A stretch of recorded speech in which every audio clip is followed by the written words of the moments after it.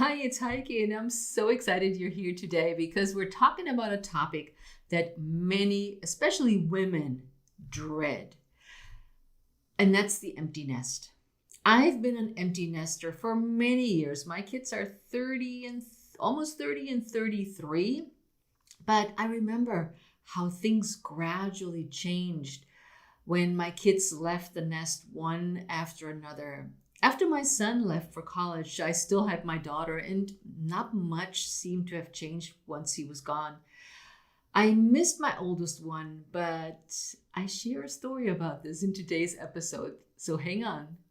I raised my kids as a single mom, and we were a really tight knit unit of three, a little empty nest, just the three of us. And based on my experience and a survey I took from other women over 50 that are already empty nesters, I created this episode to help you ease into your soon to be empty nest. And before we dive in, I'd love it if you hit subscribe on the Apple Podcast, hit follow on Spotify, or click on favorites on Stitcher. So let's dive in to the 5 tips to thrive in your almost empty nest instead of just surviving. I'm Heike Yates, a fitness and nutrition coach with 30 years of experience. I empower women over 50 to take back their health and strength to lead a vibrant life. Right now, you're joined by thousands of women over 50 around the world who stop dimming their light and instead ignite their spark. On this podcast, I do what I do best, taking complicated information about fitness, nutrition, and mindset strategies and breaking it down into baby steps that are simple, actionable, and sustainable so you can implement them into your life. I regularly interview some of the most inspiring women who share their honest stories on how they went from their worst to their best life, so that you know you're not alone in your struggles. Join me as we redefine what aging looks and feels like by taking action and saying, yes, I can. This is the Pursue Your Spark podcast. It took a while for my nest to be empty. My kids are 3.5 years apart, and so once my son went to college, I was alone with my daughter at home, so no husband or boyfriend. It was just the two of us, which was absolutely lovely. And I didn't notice as much the emptiness or the emptiness of the empty nest while she was here. And it was a wonderful time for us to bond, just the girls. But of course, she went to college 3.5 years later after her brother. And I remember the time when I drove her with her dad down to Wilmington, North Carolina. So we're in Maryland in the United States, and we could just pack a car full of her stuff. And we drove down to college because that's where she wanted to go. And it's a 6.5 hour drive on a good day. And so we drove her down. We found her dorm room. She had somebody in her room, as you know, as the custom in the US. And the other mom was all busying herself, helping her daughter set up the side of the room. And I was like, do you need some help? And she's like, no, I'm good. I got it. And so she did her own thing, and we drove back. And this is for the first time when I came home and there was nobody home. It was just me. It was crazy because I thought, hey, I'm good. I don't have this empty nest syndrome. I don't like that word syndrome because it feels like you're sick. No, it's just it was empty and it was quiet. And I definitely missed them both. But more about this later. Putting your needs first is tough when you, like me, have been taking care of your kids for so many years. I mean, yeah, okay, they're 18, but oh well, it's so many years. But whether you're a stay-at-home mom or a working mom, it doesn't really matter because you divide the time between work, household chores, kids' activities, and I don't just think about the swim meet that we go to at 5 in the morning, but other activities. Like when they're home, you drive them to a party or you pick them up from places because they can't drive just yet. So you're very involved in their lives. And you have a significant others and perhaps a few other social activities that you like to do and you somehow squeeze them in. In the end, there's very little time left for what you want in life. I know raising our kids is amazing and we want them to be amazing human beings. And it's such a fulfilling and wonderful goal in life. But you know that the kids will leave at some point and have their own life. This means now it's your time to take on the second half of life and create the life that you might have been dreaming of. I want you to also remember how excited I was when you left home. I moved from my little teeny tiny small town of 200 people to Munich. Was my first big move with thousands and thousands of people. And that was super exciting because I never lived in a big city like that. But that's what I wanted. So when the kids move out with their dreams and hopes for their futures, know that they're not trying to hurt us by moving out. I want you to share how you feel about them leaving, but especially be excited for them, just as excited as you were when you left your nest.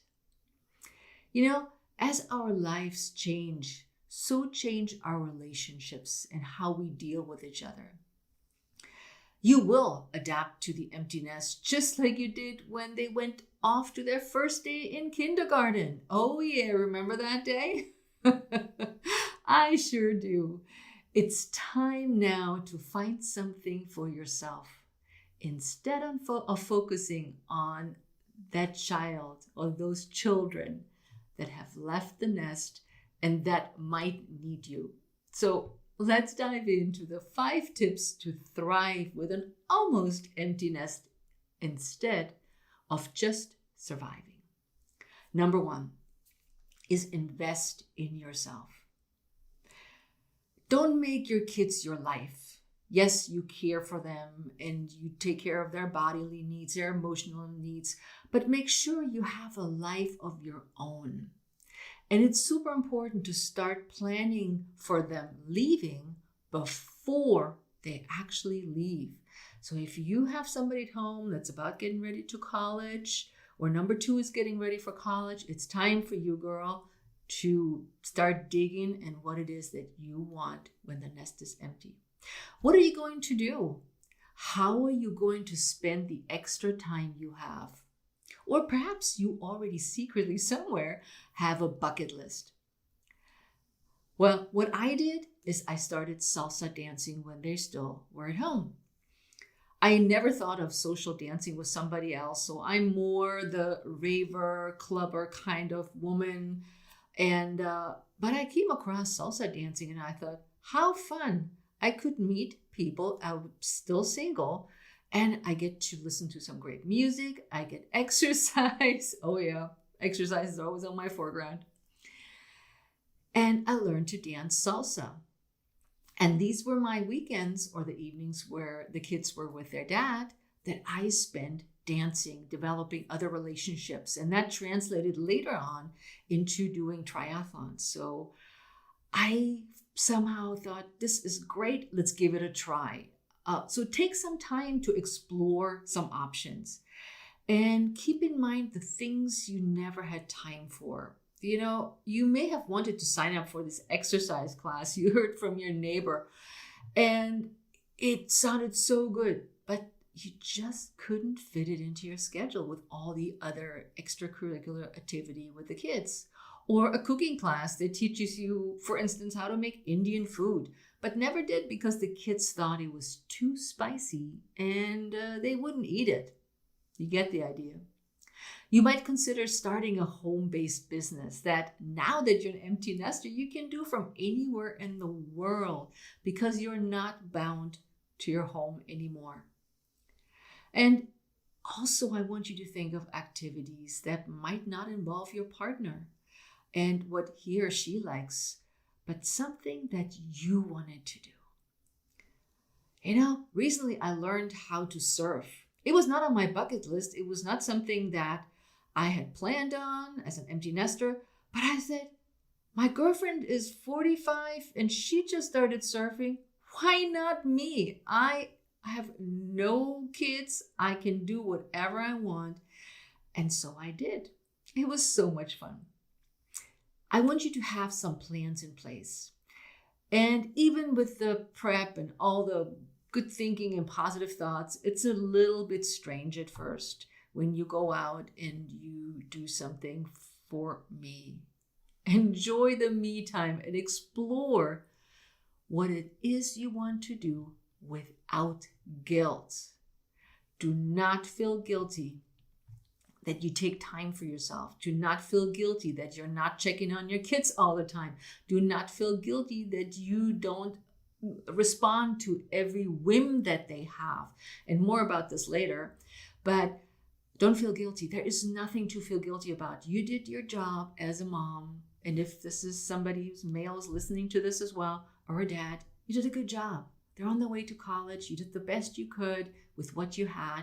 And now it's time for you. If you admire women who have a regular workout routine that fits their lifestyle, then it's time to explore what works best for you. You don't need a gym membership that you never use or a class you only drop in once in a blue moon and you could say, oh, I signed up for this class, but you never go. Find something you enjoy and you keep doing. Yeah, doing is the key word, action. And you may want to check out my Fasted and Fit Club membership for women over 50 that includes exercises designed for women by a woman, namely yours truly, for women over 50. We're all over 50 and we all have special needs. And I created this membership and I'll leave a link in the show notes for you to check it out because all you need is a little space, comfortable clothes, a smartphone, tablet, or laptop, and of course, Wi-Fi, and you're good to go anywhere in the world. So number one, invest in yourself. Do something good for yourself. Number two is reconnect to who you are now. What does that mean? You may have identified as the soccer mom or the stay-at-home dad. And now you scratch your head on how do you fit into all of this in the world now? You're no longer soccer mom or runner mom or stay-at-home dad.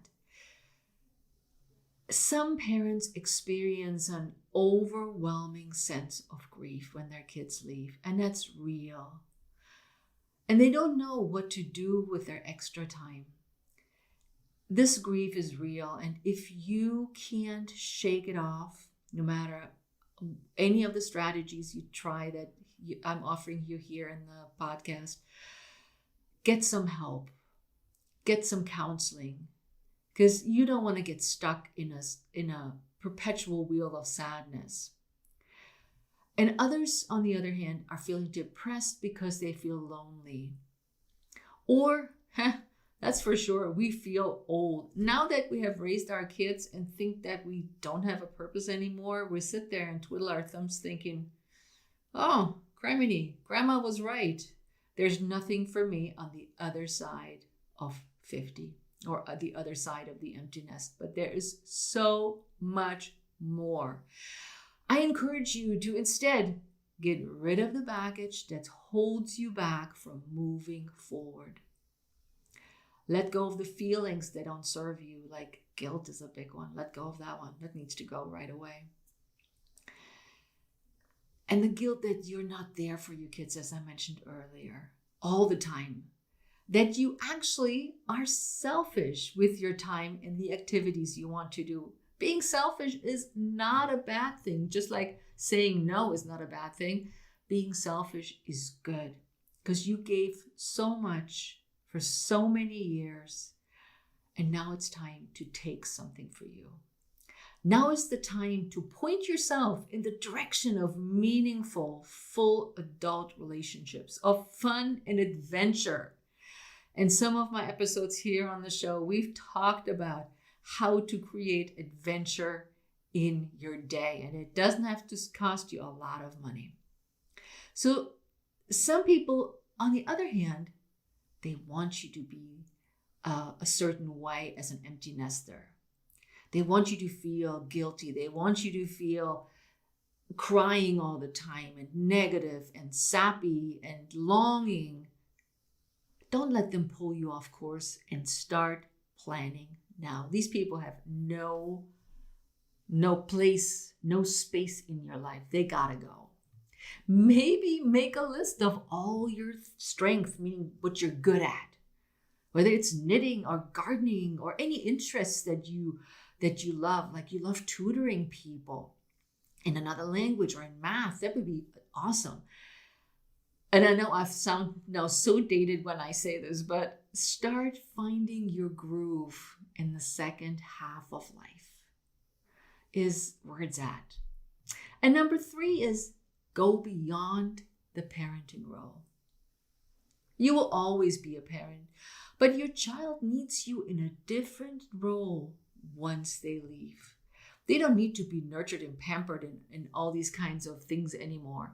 And it can be a relief not to be responsible for others anymore. No resentment because the house is a dumpster fire. Hey, good. No, we're not taking those responsibility. We're letting go of these responsibilities. Because, in the end, remember who raised them to be independent? I sure did. And I know if you're here with me on the show, you're not any different. Things will be different in the relationship between the kids and you, or the child and you, but it isn't a bad thing. And they end up seeing you more than just as a parent. You become somebody different. Let them make their own mistakes and wait, hardest part ever, until they ask you for advice instead of lecturing them or giving them well-meaning advice that they didn't ask for. Okay? If you could see me raising my hand, guilty as charged. We're so well-meaning. We want to help and nurture, and we just have best things in mind, but take a step back, zip it, and wait. This creates a different kind of bond and changes the relationship to an equal exchange where both parties can learn from each other. I've learned so much from my kids since I, most of the time, step back and zip it and not just sprout out my stories or my advice. Number 4 is figure out how you will stay connected with them. I didn't do that, and I was sparked by one of the women I took the survey with, or that was part of my survey, and she said, you need to figure out how you communicate. Moving out doesn't mean you'll never see them again. Well, in my case, my kids are or have been until just very recently. So as of time of the recording, they're much closer than they've been in years. But my daughter lived in Belfast, Northern Ireland for 3 years. My son, on the other hand, with his wife, was out in San Francisco, a little closer, but still, we're somewhat in the middle of the two of them. And we did see him a lot less. Whereas my little one, I didn't see for 2.5 years. So she came home for a little bit for a visit, but we communicated. But it's helpful to figure out now how to stay in touch and what is comfortable for everyone. That you want to call every day may not be their comfort zone. So in our day and age, we have Zoom, of course, FaceTime, WhatsApp for all the European friends and even in the US. And we have other social media platforms. There's no better way than now to communicate, even with little or no technical skills. So you don't need to be a master on the laptop to chat with your kids on FaceTime. And they can even help you get the app going on your phone. But establish how you'll communicate and how often. And that's a suggestion that one of my mom's surveyed suggested. She says, don't assume. Just say, hey, I'll call you once a month. Or do they prefer that you text them once a week? Or you wait for them to text? Think about the next time you see them. And I just did this recently with my son who's going to move overseas in a few months. And he says, Mom, December 30th is on your books. We want you to come and visit us. So this way, when you see them, that something to look forward to, and it's not suddenly they're gone and you're ditched. And I remember Thanksgiving is, my son always says, this is our holiday with us. And he says the in-laws have Christmas.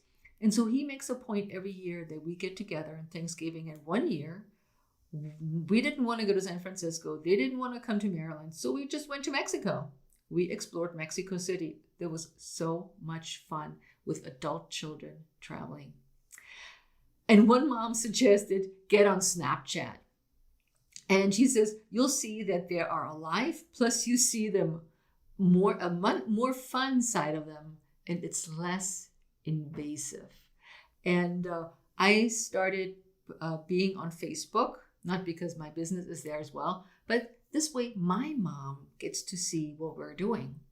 Because she always said, man, I don't see what you're doing. I feel so disconnected. And so I said, all right, if we're all, and that includes the kids, are on Facebook, then she gets to see, she gets to comment, and that includes her in our life. And so it's what we do with our kids. And make peace before it happens. So they will leave, and that they will live their own life. So start with the number 1, 2, and 3, and then go for number 4 in how you deal with them leaving. That that you invest in yourself without grief and resentment. You reconnect with who you are now in relation to them, and go way beyond that parenting role. I'm not saying become their best friend, but be an adult that they can look up to and don't hesitate to ask for help. And of course, and then communicate. So we have our own little story of communication that when my son had just moved out, I called and he says, can't talk right now, and hung up on me. And I was so hurt. Oh my God, I can't tell you how hurt I was. And I sat there and I was in tears, and I was like, he doesn't want to talk to me anymore, and he's now his own life, and he's just hung up on me. And so I didn't call him. And then he called me and he says, hey, why didn't you call me? And I said, well, I'm interrupting on your time. And he says, Mom, I got stuff going on, and I would love to talk to you, but sometimes I'm busy and I can't. So if I can't, then we'll just reconnect a little later. And so we've decided that what we're doing now is we text each other and say, are you busy? And then the other person can respond yes or no, and then we go from there. It has really worked well for us. So keep that in the back of your mind. And finally, number 5, what do you do when they get homesick? Well, I know so many stories about this homesickness, but they will miss home and get homesick and want to come home all the time. Well, my son, who seems to be the leader of this conversation here today, he came home every week. He was about 45 minutes away in a college, and he came home the first several months wanting to do his laundry. And I said, don't they have any laundry machines there? He's like, oh yeah, we need quarters and it's really expensive. I was like, okay, I can get you quarters. Oh, no, I come here and you have a better detergent. He was homesick. I called it one day and I said, dude, you were going to college. You just, keep coming back. And he says, I was so homesick, Mom. I just wanted to be home with all the good food you're making and it's quiet. And I just loved it. But he outgrew it. Whereas my daughter went to college and could not connect with anybody. She was miserable. And with just one of the tips I'm going to give you or strategies, encourage them to stay and ride it out. And because they need to show themselves that they can get through it. And my daughter had a really, really rough year in college. The first year, she stuck it out. She did come home on occasion because she was so far away, but she had no friends. She was lonely. She was getting depressed. And I felt so terrible. I wanted to help. I wanted to jump in. I wanted to rip her out of the situation. But I didn't. I talked to her. I gave her my 5 cents. I hugged her. And when she was done with that 1 year, she came home for a year and regrouped. So have them go through tough times too. Because when they're home, they will miss their friends at school, and that's normal. And you don't have to feel guilty when they're home and they say, God, I wish I would be back at school. So there's another flip side to this. And so many ways to look at it. And everybody is so different that we have to take into account the personalities of yourself, your children, the relationship you have, but honor where this conversation is going today is to take care of yourself. One woman said, before my son moved out, I took him driving. Best time to talk because nobody looks at each other. I let him know that life is not always easy. If he ever had any needs about anything, if he needed anything, he should let me know. So when he left, I put together some items that he might not be thinking of taking for his new home, as in college or wherever they're going. I thought this was such a wise suggestion or comment. Now, when you think about how you're turning around your almost empty nest, you don't have to become a completely new person overnight, but start taking baby steps so that you can move forward in life just like they do. Enjoy the freedom you have and the privacy of running around your house naked or in undies. Turn up the TV or music any time of the day without knowing somebody rolls their eyes or goes, Mom, can you turn this off? This is awful. Enjoy not having to clean the house that often. You have a lower water and electricity bill, and you can have sex whenever and wherever you want. No more closed doors or special time for intimacy. There's advantages of being an empty nester, and you're almost there. And final words are, soak it all in, savor it, and know that even when you're alone, the memories are seared into your heart, and you will make new memories after they leave, memories with them and without them. That's it for today, my friends. I hope this episode helped the almost empty nester to get ready and start planning what to do when the nest is actually empty. If you have any questions, comments, reach out to me on Instagram at Heike Yates. On Facebook, you find me at Heike Yates. Pursue Your Spark, and on all other social media as well under Heike Yates. And I am so excited that you're joining me here every week for all kinds of things for the women over 50 that may already or almost be an empty nester. And I'll see you next time on the Pursue Your Spark podcast. Ciao.